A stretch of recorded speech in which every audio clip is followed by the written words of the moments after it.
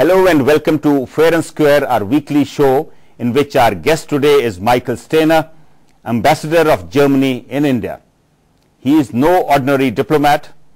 As a young political officer in Prague, he was witness to the massive refugee influx from East Germany into the West German embassy in 1989. Besides having been Germany's ambassador to Czechoslovakia, he was Foreign and Security Policy Advisor to the German Chancellor. He has headed the UN mission in Kosovo, and before his present assignment in New Delhi, he was Germany's Special Envoy to the AFPAC region. He truly has a very varied diplomatic experience. Mr. Steiner, welcome to the show. Mr. Ambassador, you've been in Delhi for a couple of months now. So how is Delhi treating you? It's fantastic, I must say. Of course, it's not only Delhi, it's the whole country. We have not seen enough of it, but I must say, coming from Bavaria in Germany, it's a completely new experience, and my wife and myself, we love it. Since you were the German Special Envoy to the AFPAC region, so in many ways you would be familiar with South Asia. So in a way, kind of you were prepared for this job, were you? Yes, I've been, of course, many times in the region. I've been, of course, in India, but you should never make the mistake to take your experiences from the past and then say, I know it all. No, it's not true. Have there been a lot of surprises in India so far? The most surprising thing, I would say, are the people. Because you have such a variety of people. You have such cultured people, you have such earnest people, you have so serious people. There are worlds, you know, to experience, and we intend to continue to do that. Oh, very good. It appears you are totally enjoying yourself. Yes, absolutely. Let me start with Afghanistan, where you were the Special Envoy. Yes. Germany plans to withdraw by 2014. Don't you think it's a little premature to withdraw from Afghanistan? You know, it's not Germany which withdraws, it's the international community who has said after then 12 years of military fighting presence, you cannot carry this on forever. But the important thing is, it's not a withdrawal. We are not going home and forget Afghanistan. The fact is that we stay there, just we change what we do. The most important thing is that we don't repeat the mistake we all have done after the Soviets had to leave Afghanistan. That was still the Soviet Union. We forgot it. We thought we have achieved our aim, and we forgot the place. And the result was the emergence of the Taliban. The international community went there with a mission. To what extent do you think that mission has been completed? Let's be very frank. I think we all made serious mistakes in Afghanistan. I think we have been over-ambitious. We have thought, we all, if you come from the outside with enough money, with enough soldiers, you can change a place to your liking. This is not the case. If you come from the outside to a situation like in Afghanistan, you must have the necessary modesty to accept the realities on the ground. So we had to learn that we cannot from the outside artificially create there a human rights Switzerland paradise. This is not possible. This must come from the inside. We can only help from the outside. And in that respect, I still think it is possible to achieve what we want to achieve, and that is sufficient stability and the exercise of fundamental human rights, not to our liking. Right. I think if we would think we can recreate ourselves in Afghanistan, this will not work. But what we need to achieve, and we can only be part of something where girls can go to school, where fundamental human rights, which we all share, whatever would be generally acceptable in that part of the country. Exactly. India, by the way, I have learned that many times has an enormous role here to play, both, of course, because of Pakistan, but also because in Afghanistan there are a lot of expectations towards India. And let me tell you one thing, being a German, what fascinated me always was to see there are two countries in the world who really gain and have the honor to have the full confidence of the Afghans. That's the Indians and the Germans. They have full trust in us. And that's very interesting. And that is interesting, and that tells also something about the relationship of Germany and India. But looking back and with the benefit of hindsight, do you think the international community should have gone there in the first place? I think that we went there was the right thing. But the goal must have been much clearer in the beginning. And it shouldn't have switched. We should have had the means in the beginning, and the goal must have should have been much more realistic. So I hope for the future we learn that you are not God if you go to a place.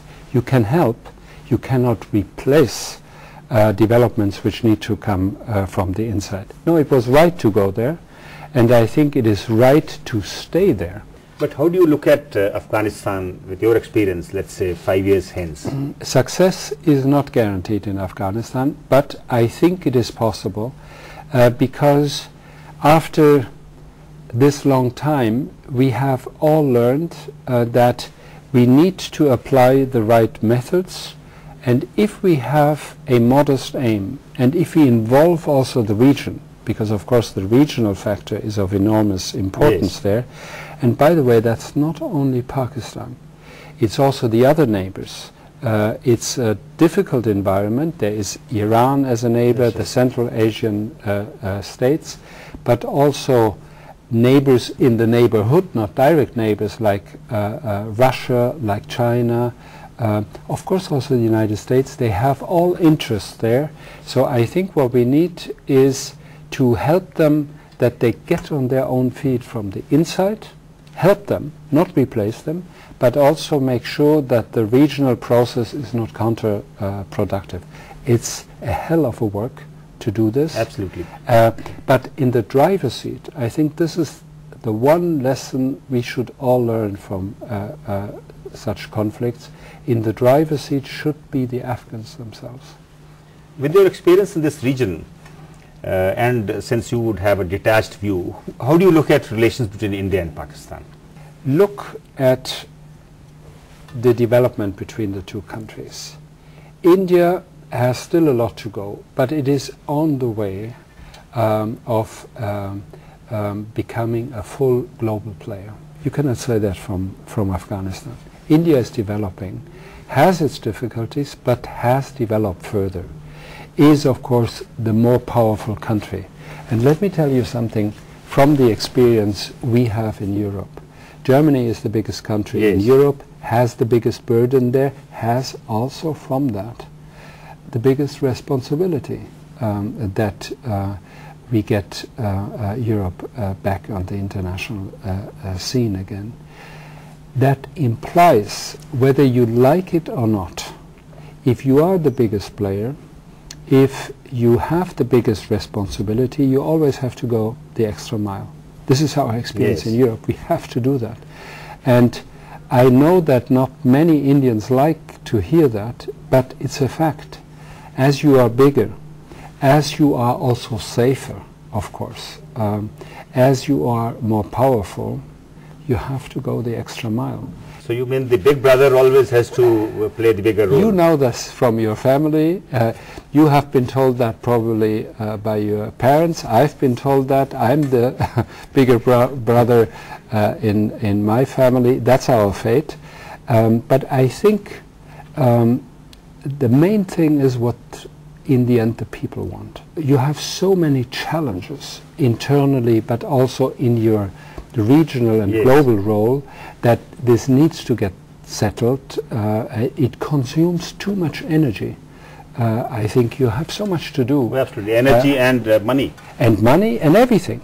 But you must have dealt with a number of leaders in Pakistan, including the army chief, General Ashfaq Kiani. Yes. What is the Islamabad view of India as you see it? No, of course, let's be frank, there is certain mistrust. What are the real intentions of the other? In the end, we will only overcome that with the process as the government, the two governments are undertaking it now, difficult as it might be, but I think that the government of India knows this perfectly well. You have to go through this cumbersome, after the experience, historical experience you had together. There's always the fear, you know, if you give a little finger, they take the whole hand. There's always this fear, which is normal in that situation. We in India have a great distrust of the Pakistan army, especially the Pakistan army leadership. Yes. How hawkish is General Kiani, in your opinion? Put yourself, difficult as it might be, in the position of a leader in Pakistan. How hawkish can they be? Their internal difficulties. There are these Pakistani Taliban, as you know. There is a very difficult economic situation. There is a neighbor who is more powerful. There's no doubt, they know it. So you can only be hawkish to a certain extent. And Pakistan has any interest, and deep in their heart they know that, to get along with India. Because let's have this vision. Look at France and Germany, how we have been in an eternal hostility going through all these wars, and how fruitful is the development today, economically and politically. And that's of course the vision. So there is something even we can learn from other places, including Europe. No, we are not teachers. I mean, you make your own experiences, but what we can say is it is possible. Even if it takes time, it is possible. But since you have been on both sides, you've seen the condition in India. Yes. Are you disappointed at India's attitude towards Pakistan? There's a lot of understanding. For example, I had the experience, I organized the last big political Afghanistan conference in Bonn last year. Pakistan, I think it was a mistake, but they choose not to participate in this conference on Afghanistan and were not represented. I was very pleased that there was not the slightest effort from India to misuse the fact that Pakistan was not there. That was a very responsible position they have taken at that time, and I think they know that as being the bigger brother, there is this burden of responsibility on their shoulders. Here we'll take a short break. When we return, we continue our conversation with the German ambassador to India, Michael Steiner. Back, we are talking to Michael Steiner, Germany's man in New Delhi. Mr. Ambassador, when India looks at the United States for bilateral relations, it kind of overlooks most of Europe. Are you disappointed with that? That is a decision India has to take. Fact is that Europe, which is in difficulties in the moment, but many others are too, is the largest economy of the world, the largest economy. The debt level is, nobody talks about that, and we have a difficulty, but it's still lower than the American debt level, the budget deficit, and so on, And then you have to see one thing. India, yes, is an emerging power, but if you look at how Europe is functioning, go to Germany, go to the cities, go to Berlin or Hamburg or Munich. This country is functioning pretty well, and people are living there under pretty good conditions. And now if you look at what India needs and what Europe, and in Europe Germany, have to offer, it's a perfect match. So is that why you say that if India seeks inclusive growth, it has to look at Europe and not the United States? India has nearly 20% of the world population. But India has not even 2% of the share in the world trade. Right. You need to increase this gap between 2 and 20. So how do you increase that? It's not by just investing, it's not by just having some sort of trade. No, you need reliable investment. You need an investment which creates jobs here in the country. You need strategic investors who don't invest here for the quick buck, but who want to stay. You know, who want to build here something.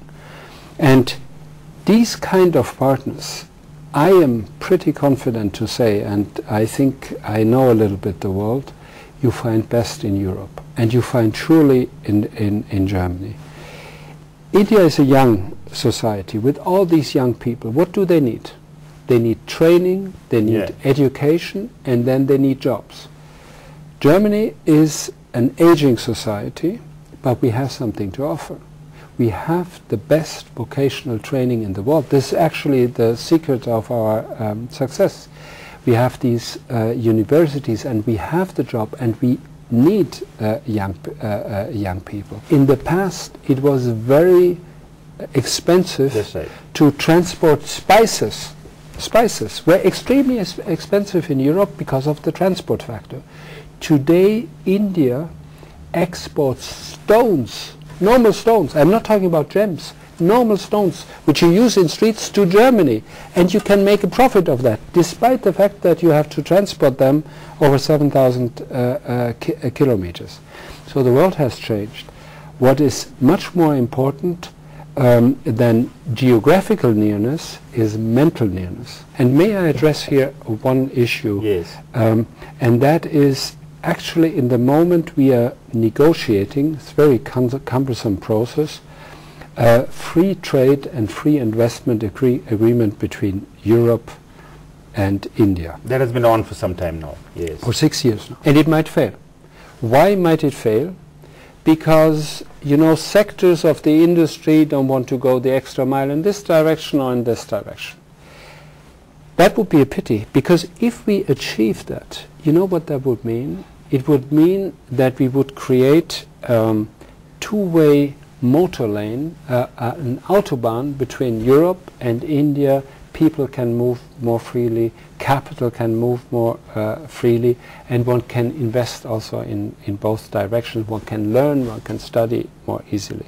So I think this large free trade and investment agreement is of utmost significance, and I hope that the Europeans are ready for compromise and that the Indians But are. I see certain problem areas. For example, unlike other countries, there is a feeling that most of the European countries, including Germany, are not opening their doors to Indians to work and for education. No, I think that as we have certain requests opening up the market, you have certain requests, and I think they are legitimate. You're quite hopeful that in the next couple of years we might have more German cars here and maybe even the German wine on our tables? First of all, India is selling more cars and car parts in Europe than the other way around. It might surprise you, but it's a fact. Fine with me, perfectly fine. Of course, me being German, being from Munich, of course, I like BMWs, and I can only recommend these cars. These are good cars, but do it as you wish it. By the way, also the wines are not the worst wines. No, we need to increase that, but in both directions. It must be a win-win for both sides. And let me tell you, when you talk about wine, when I see what you have as delicious food here, and not the cheap food which you sell necessarily very in a fast food way, I think there is enormous potential also for India to be more present on the European market. So the sky is the limit. So what are the other areas of cooperation between the two countries? Do you see more cooperation in areas of defense, security and aviation? I see mostly, there is, of course, we have a high defense council, we have offers, we have certain corporations, but let's not forget there is the sector of science, enormous field of cooperation where already much is happening. We are the second largest partner of India after the United States when it comes to science, and there's culture. And there is one thing, you know, in the globalization, in times of globalization, you will only bring things forward if you know each other. So we need to increase, I think, tourism and travels in both directions.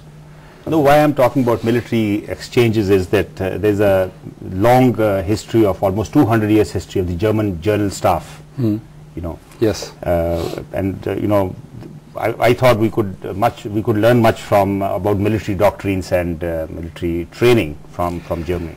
You have, let me say that, also a very fine military system, which gains also the respect of the Indians, and I think if there's something to learn, it would go in both directions. But I would welcome it, of course, seeing the German experience we have with general staff, with the organization of a functioning military system, that we intensify this cooperation also. You know, we have, if I may say that, we have in April the next governmental negotiations on the level of heads of government, Prime Minister Singh and Chancellor Merkel, and there will be also the ministers taking part, including the defense ministers. And you're right, I think we could do much more in the future. Mr. Ambassador, you served in various places. You were in Prague when the Berlin Wall fell. You also served in Kosovo. Which is the place where you enjoyed working the most? Now, of course, you mentioned Prague, and you know that the wall did not fall in Berlin. It actually fell in Prague. Yes. And I served there at the German embassy in Prague, and we had 8,000 refugees from East Germany who wanted to go to West, circumventing the wall. And finally this was possible, and that was the moment where the wall fell, which means that the fall of the wall was a European event, not a German event only. So that is, of course, you can imagine, deep in my heart as a diplomatic experience.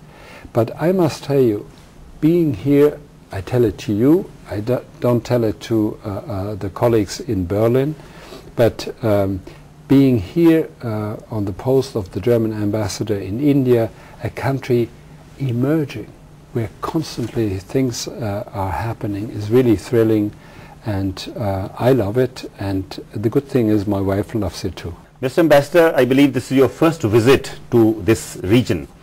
Any particular reason to reach out to all these states? I think it is important, if you want to get to know India, is to see the real India. And the real India, of course, it is important to be in Delhi, in the capital, and to be in the huge cities, which I've, of course, visited. But even more important is to take a grassroots approach. And this is why my wife and myself took many pullovers. Okay. And the car, we are here with the car, we didn't take the airplane, and we want to see the states here in the north. It's cumbersome, it's quite intensive, but it is really fascinating. And if I compare, today we are in Chandigarh, but to compare it to Shimla, and then later on going to Jammu, to Amritsar, I think that is that's one of the, you know, the gifts you have being an ambassador. Since you've been interacting with the various chief ministers and the other officials of these states, do you see any scope between Germany and these states individually? Yes, definitely, because in the field of the economic cooperation, you have to have a cooperation on the ground level. You know, diplomacy has completely changed. If you think 100 years ago, it was a relationship between from capital to capital, you know, and you had political démarches, completely different. Today, it is public relations. Yes, sir. We need to interact, It is to foster the relationship between the citizens. That's what you need to do, and of course you need to foster economic ties, and this you cannot do center to center. You need to do it on the ground level. Since we're talking about this region particularly Punjab and Chandigarh is known for good eating and drinking, and yes. You just mentioned that you're a vegetarian. I believe you're also a teetotaler. Yes. How did that come about? It's odd for a diplomat to be a teetotaler and a vegetarian. Yes, in some countries it might be difficult. Here it's not difficult. In my country, where I come from, it's very difficult in Bavaria because there's a lot of meat, it's a lot of beer, as you can imagine. There it's it was rather unusual. It came about simply because I wanted to test myself, and I was on post in Geneva, and there I wanted to test whether I can do without wine, without alcohol, without meat, and it turned out to be very comfortable, very healthy for me, and I stayed like that. And I must say, if I see what is on offer here in India for dinner, the problem is really not that I don't have enough varieties. The problem is a problem of quantity. I'm simply eating too much, and my wife tells me that every evening. Thank you, Mr. Steiner. Thank you for visiting our studios and being so transparent and open. Thank you very much. And I hope while you are here in India, the relations between the two countries touch a new dimension. I hope that too. Thank you very much. I wish you a very happy New Year. Thank you. To you too. That was Michael Steiner, truly Germany's man of all seasons. From overseeing the refugee influx from East Germany to heading the UN mission in Kosovo, to being Germany's special envoy to the AFPAC region, and now the ambassador of Germany in India.